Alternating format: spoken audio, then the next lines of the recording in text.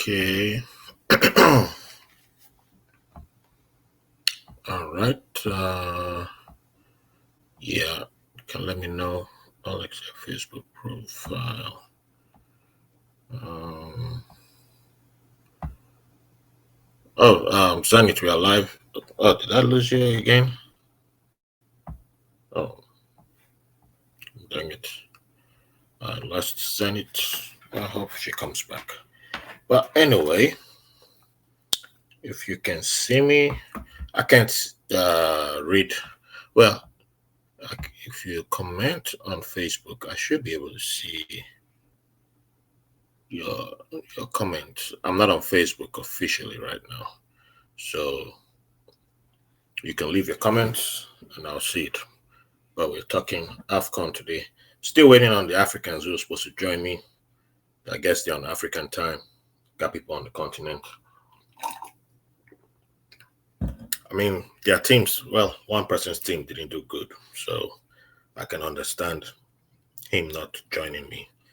The other one, his team. Let me see. Well, there's somebody her team didn't. Well, she talks trash, so she's not here. Also, the other ones, their teams are. Oof. It's been a funny AFCON. Not funny as in I didn't mean no pun intended, but I meant it's been a great AFCON. Fantastic tournament. Love it. Best soccer tournament I've seen. Well, it's football for me, but soccer to some people, depending on where you're watching in the world, this is the best tournament I've seen in a long, long time. Let me see if I can have music playing in the background. I don't really want to play music, but um, I'm not broadcasting on YouTube right now, so I might be able to have some music playing in the background. I don't even know the Facebook's rule when it comes to music. Oh, there's only one way to find out. I got music from my homeboy. What happened to my voice all of a sudden? Infrared Crypto. Check him out. It's on Spotify, YouTube, everywhere. He makes music for White Label American, makes music for other great podcasts that I listen to. Three guys on white. Sorry, I said white. Oh, the Black Guy Who Tips, and amongst other awesome podcasts out there. But he makes music in general, not just only for podcasts. But a lot of podcasters use his music. So okay, I got one from him. Yeah, that he gave me. So I can have this. This is for the AfriGoal podcast. Go check it out on YouTube. I'll have this video. Now I have to load it. I didn't want to upload video on YouTube. But I guess I got to do this. But anyway, that being said, uh, this has been. I like the hook on this. But anyway, let's focus on what I'm here for while I wait for any of the Africans to join. Let me see. Maybe I can add. No. Uh, I can actually do this. If anyone is watching me and would like to come on, well, hopefully you are watching or you're following the AFCON games. Let me turn this volume down a little bit. And you would like to. Damn, it's already 4 minutes. Jeez, I'm gonna wrap this up in 15, 20 minutes. So it's not gonna be a long one. But if you would like to come on and say one or two things about the group phase and the knockout games, the questions on the screen, which player has been the most impressive so far in the tournament, or which team has been your biggest disappointment, I'll give you the link. You can come on the screen. So if you got to powder your face, rub some lotion, we don't want actually looking people on the screen with us here, try to avoid that. It's 2024. So let me put up the link. Is this private? Let me put it on stream. Okay, it's private. stream. Okay. So I give you a link. And all right. So I put the link out there. Feel free to join in. So when it comes to the tournament, I think my most impressive team has been Cabo Verde or Cape Verde. Cape Verde has been they've been doing something amazing over the years, and it's just beautiful to see them get to this level where they are now on a very, very strong. They're not scared of anybody, like playing the type of football that has gotten much bolder. Yes, they're just hitting people with fire. I mean, Bebe's goals, coming from a guy who people in the Premiership are making fun of. They like doing that when it comes to African players. Like, there's never been a mistake. Like someone very young who hasn't, it's like every young star from Africa, comes to an English Premier League team is supposed to just be 100% ready. There's more grace for people from England or wherever. But when it comes to an African player, you got to be 100%. You got to be this. You got to, you got to be the made product. And then when you're not that person, then we start making fun of you, we'll laugh at you. You become the butt of jokes.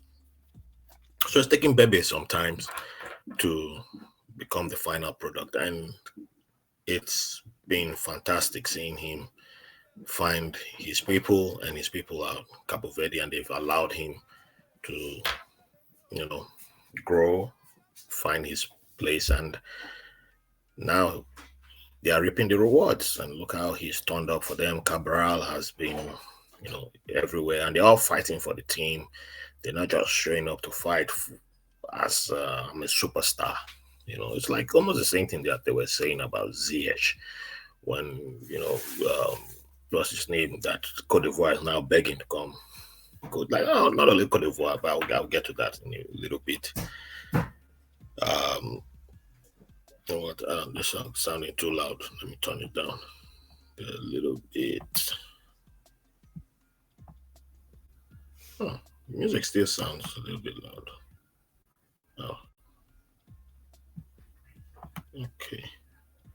So it's quite amazing how the indigenous coaches seem to be able to get the best out of certain players than the people who like throwing money at. I look at Cote d'Ivoire, the hosts. They have a star-studded team, and they seem very lifeless. I've never seen an Ivorian team like this. And I mean, look at the game against Nigeria. That had to be the most boring game.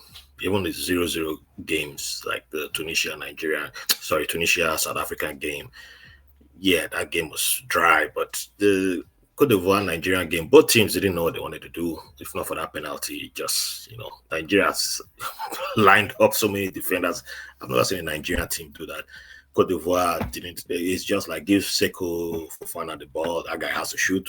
And other than that, there's no idea of where a goal will come from. And you look at the teams with indigenous coaches, black coaches, they seem to have more risk taking.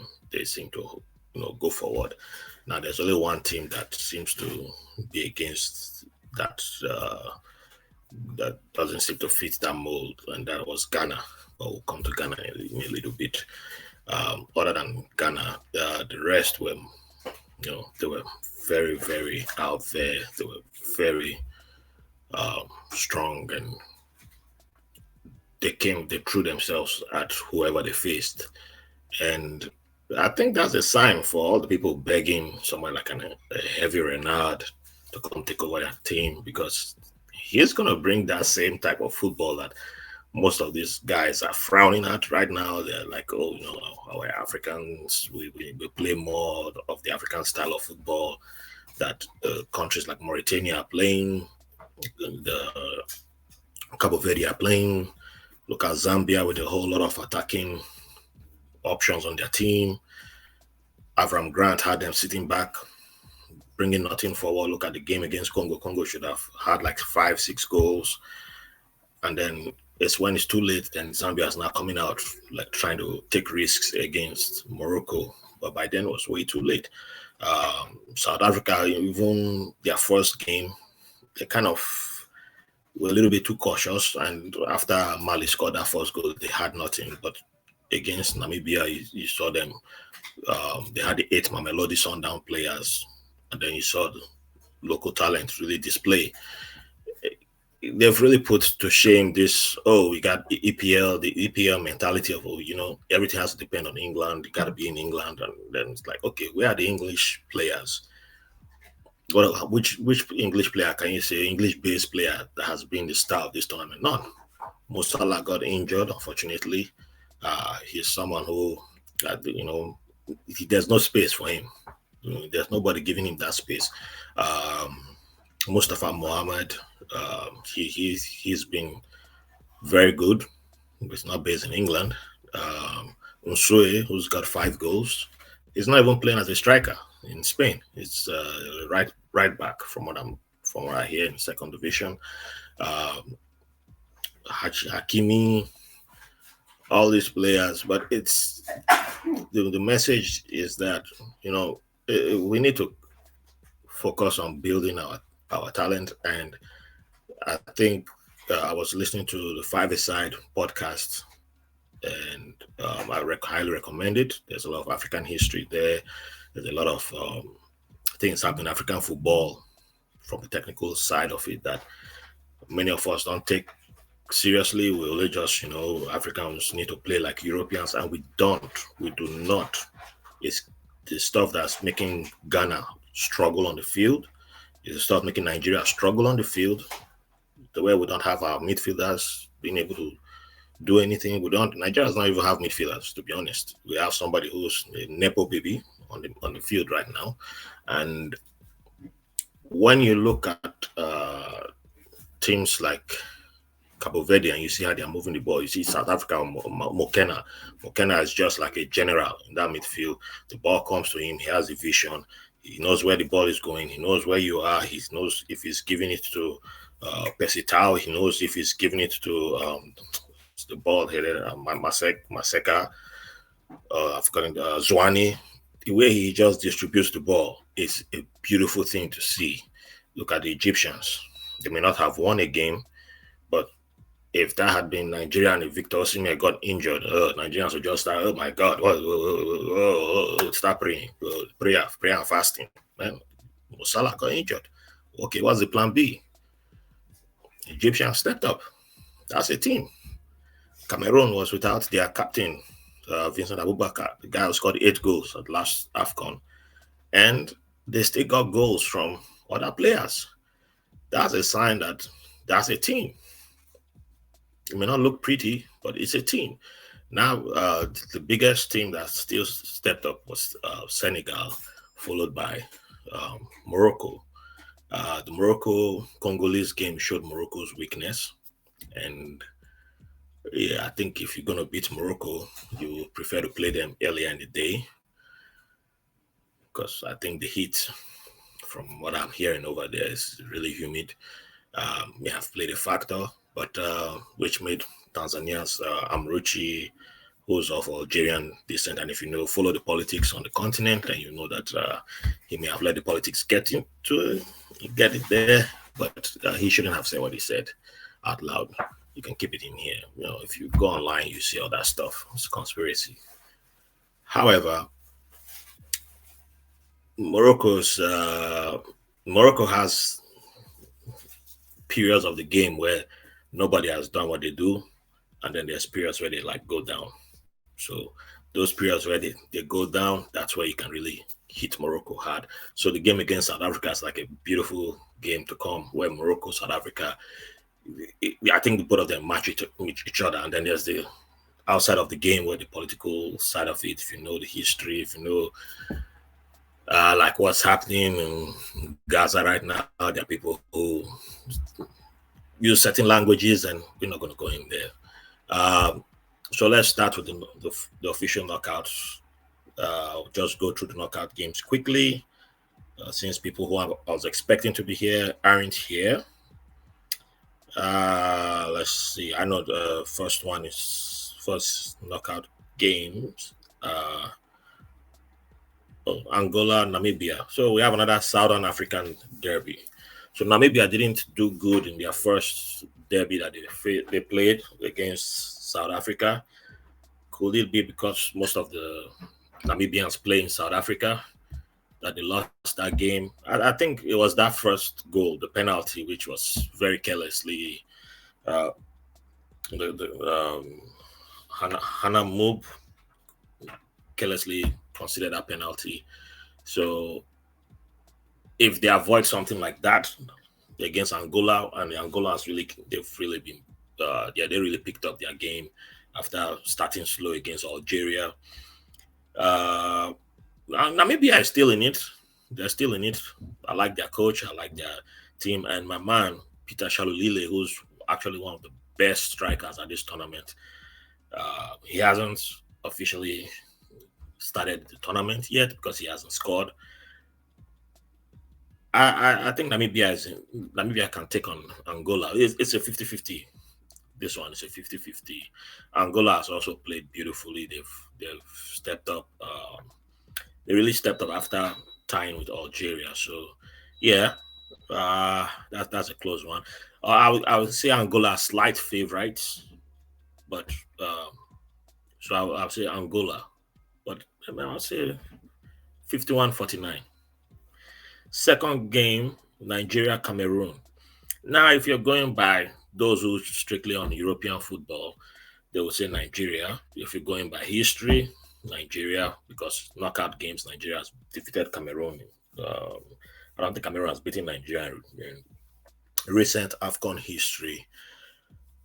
If it's a final, then Cameroon beats Nigeria. That's what usually happens. However, in this tournament, Nigeria has only scored one goal from open play. The other goal was a penalty, then on goal. Nigeria hasn't played. Nigeria has been woeful. Cameroon has all their goals from headers, which means Nigeria's defending has to be 100. Cameroon actually has one of the best crosses I've seen this tournament. Nkudu's crossing has been fantastic, and then I'm hearing that Vincent Abubakar will play his first game against Nigeria. Nigeria doesn't defend good. That's why they packed so many defenders against Cote d'Ivoire. And no, none of Guinea-Bissau didn't play so many defenders. Equatorial Guinea didn't play defenders like that against Cote d'Ivoire. And I'm like, that's the only team that had almost 8 defenders at the end of the game against Cote d'Ivoire. And people were praising that performance. And I'm like, that's a red flag. That's a red flag. And if you need to play so many defenders to keep to not concede, then I don't know if you can do that against Cameroon. Well, that might be a sign that Nigeria is going out. So I don't know.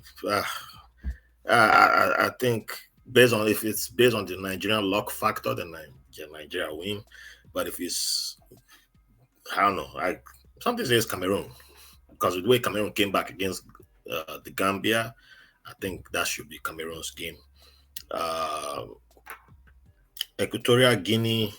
Now, this has the ability to be the most exciting game of this round. Equatorial Guinea has not played already another Guinea. They played Guinea-Bissau, and that game ended up being 4-2, 4-2. Nsue got his the first hat-trick in AFCON since 2008.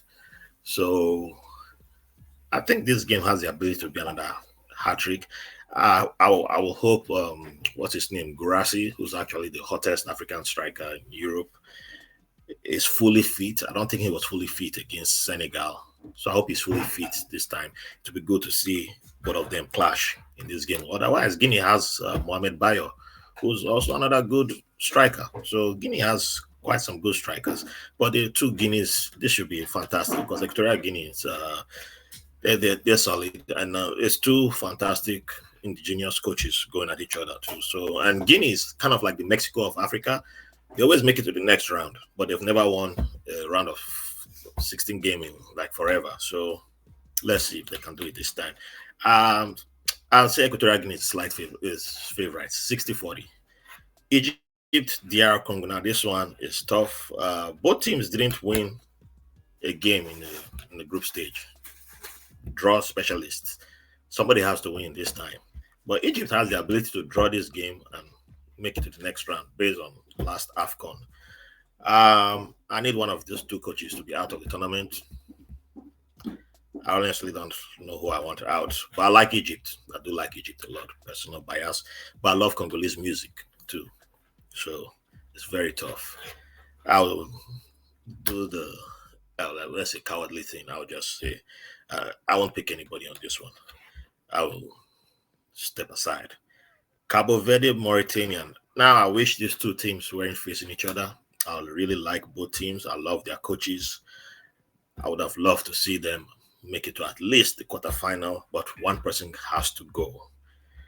And if one person has to go, I think for Mauritania, round of 16 is a fair success.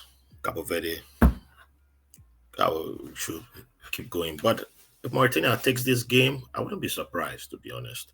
So, Cabo Verde, my heart says Cabo Verde. However, should one rocket come from Mauritania? Because Mauritania doesn't seem to know how to score ordinary goals.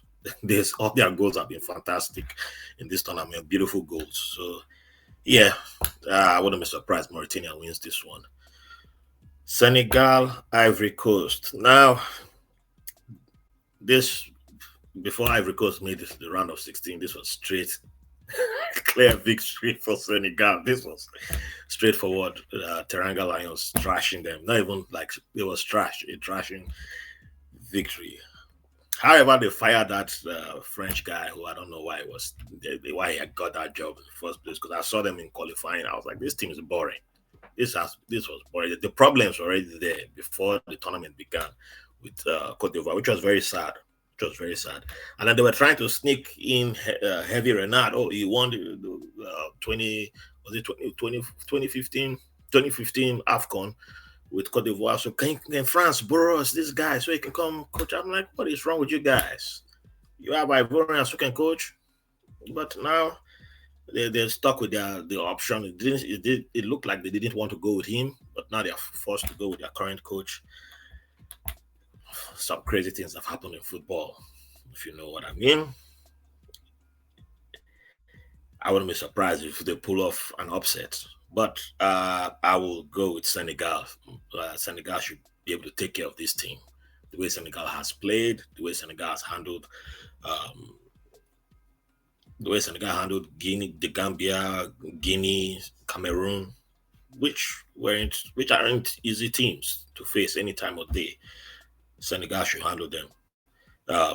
Ivory Coast, which is sad though. They've been great hosts. They are great hosts. They support other teams. They come out unlike previous hosts. So it would be nice to see Ivory Coast go a little bit further. But Senegal is Senegal. Teranga Lions. I mean, they play fantastic. Now, another exciting game. Mali, Burkina Faso. Two knucklehead governments. Yes, I said it. They're neighbors, so this game should be packed. The city that's hosting the game is right on the border with both countries. So, ah, it's exciting. Let me see. Mali is coached by Henry. Wait, yeah, Mali is coached by. I always forget his last name. I know his first name. Henry. Is it Henry? Yeah, he's Malian. Burkina Faso. Burkina Faso. Burkina Faso has a yeah. Burkina Faso is not coached by a local. So yeah, I have to go with Mali. That's clear. But yeah, I'm going Mali on this one. I know Zoo will be happy. My boy Zoo, he'll be happy that I went with Mali on this one. But Burkina Faso is an exciting team. Every time they've made it out of the group stage, they always end up in the semifinals. I think they've made semifinals in the last three AFCONs. No, out of the last four AFCONs, they've been in the semifinals of the last three. of the last four AFCONs, right? Something like that. So I wouldn't be surprised if Burkina Faso wins, but I'm always pro local or indigenous coaches. So that brings me to Morocco, South Africa. South Africa has a lot more local players on their team. I love seeing that. I love the way, I love my Melody Sundowns. They're number one club in Africa right now, ahead of Al Ali. They just haven't won the CAF Champions League since 20, I think 2012 was their first and only win that they've had. So but they play fantastically. They have a guy from. They have a few South Americans there. None of them Brazil. Not what they used to do back in the days. Africans used to do back in the days that you must get a Brazilian, somebody rejected from Brazil. That's what I used to call them. But they got good, solid foundation. They have the best coach in Africa, club coach in Africa, Rulani. They brought Pitso Mosimane, who's now in Dubai. These are people who African nations should be considering to coach African national teams, but we rather go to Europe and get a white guy who's not good. But that's a story for another day. But South Africa is coached by a Belgian who coached Cameroon when they won the AFCON in 2017. I cannot support that over a Moroccan coaching Morocco. No. So, and Morocco plays fantastically too. They have Moroccans playing in Morocco. They have Moroccans playing in Egypt. They have Moroccans playing in other African countries. So, as much as I love the way the Bafana move the ball and play, and what Hugo Bruce has done, he deserves credit for what he has done. I will go with Morocco, the Atlas Lions, on this one. But if South Africa pulls an upset, I wouldn't be surprised. But Morocco for the win. So that's it. Yeah, let me know which player has been the most impressive so far in the tournament for you, and which team has been the biggest disappointment. I know. Don't be surprised if Ghanaians start commenting and Ghanaians tell you. So Ghanaians been mad or Algerians been mad over Tunisians. I get it. I get it. But that don't mean y'all should be going after heavy Renard. You guys have options, but your FAs need to do better. That's where your FAs need to start in-house and fix things. So thank you to those of you who joined me. Unfortunately, I thought there'll be other people in here to, give their opinions on their countries or what they saw from AFCON. But it's all good. Enjoy the knockout games. And after the round of 16, before the quarterfinals, we'll have another recordings. And then I'll continue dropping my 1-minute videos on YouTube and TikTok. Yeah. But that will be on the White Label American TikTok channel and on AfriGo podcasts on YouTube. So appreciate your support. Keep it coming in. Share with your friends and your loved ones. And if you want to support PayPal, you can do that on PayPal. And yeah, I don't have merch for AfriGo, but I have merch for White Label American. And White Label American new episodes will be returning in February. Yeah, because as soon as AFCON ends, I'm back on White Label American. Alrighty, that's a wrap. And see y'all. One love, one Africa.